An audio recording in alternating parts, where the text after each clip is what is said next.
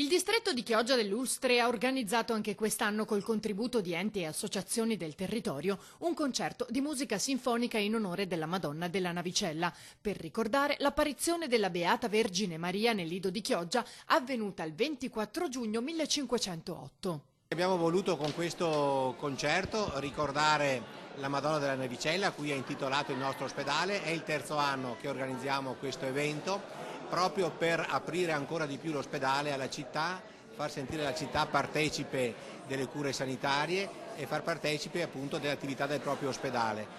Uno dei nostri obiettivi è quello di saper accogliere le persone, saper ascoltarle, e questo è un modo per dire alla gente: ci siamo. La Madonna apparve a un ortolano di nome Baldassarre Zalon, invocando il pentimento dei Chioggiotti per la loro vita dissoluta e scomparendo poi su una piccola imbarcazione, ecco perché della Navicella. Il concerto è stato eseguito da una ventina di musicisti del Conservatorio di Adria, tra cantanti e strumentisti.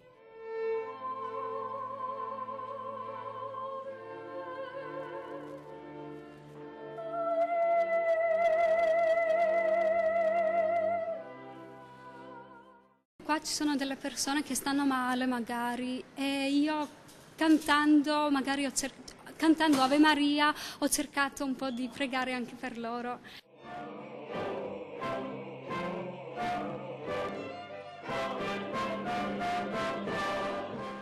La cosa che mi piace di più di suonare il violino è fondamentalmente riprovare un sacco di volte gli stessi passaggi. Quando li provi un sacco di volte entri veramente nel brano e cominci a comprendere l'idea chiave che il compositore ha utilizzato per comporre un determinato brano.